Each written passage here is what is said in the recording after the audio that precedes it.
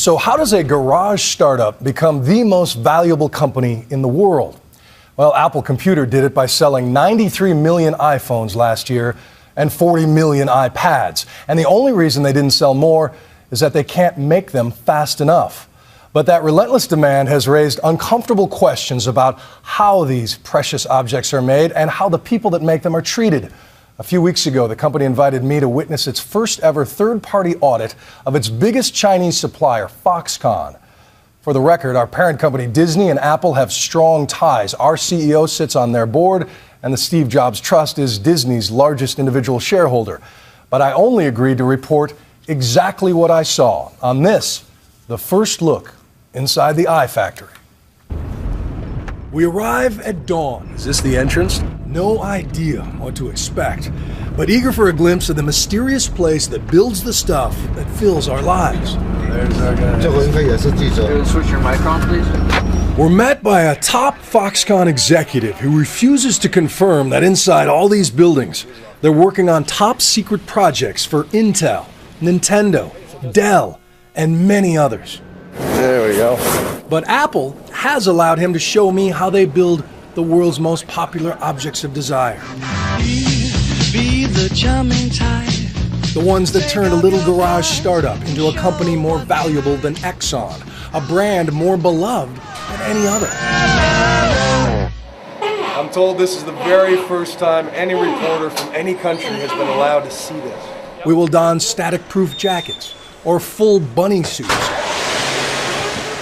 and take numerous air showers because one speck of dust could ruin an entire line.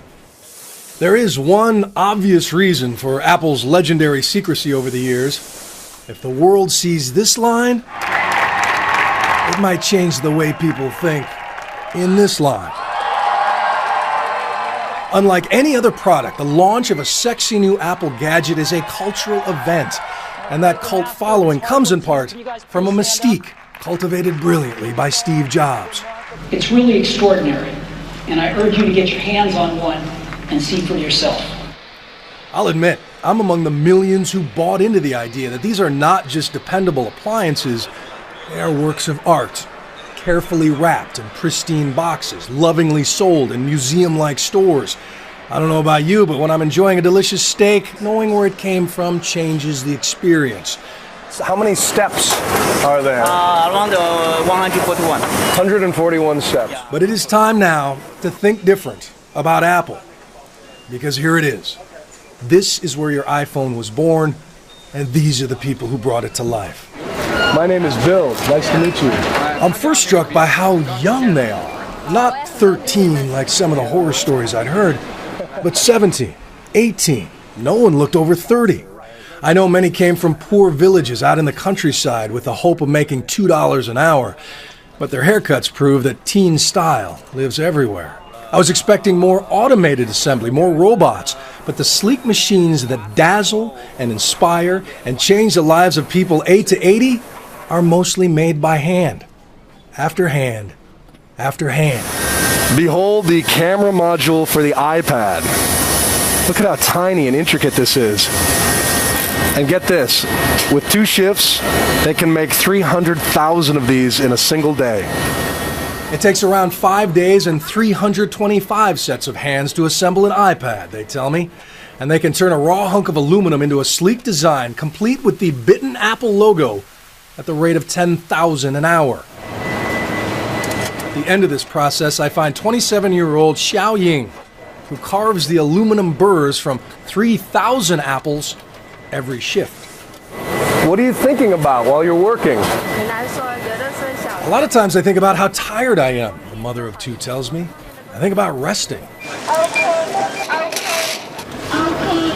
A supervisor will give the occasional order in Mandarin, but on this line, the machines do most of the talking. While the people work in silence. And they will repeat that motion and hear that fembot voice a few thousand times more before lunch.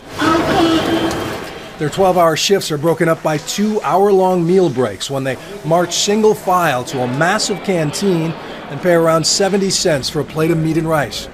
If they eat fast enough, they can catch a few winks back at their spot on the line. The Foxconn executive tells me it's not exhaustion, but a Chinese post-meal tradition. So this is home. How long have you guys worked here and lived here? After 12 hours here, many head home to a nearby dorm room they share with 7 other workers. There is an internet cafe and a soccer field. They even offer classes in English and other studies. But most are here to work. Most left their families to work because back home, there are few good jobs.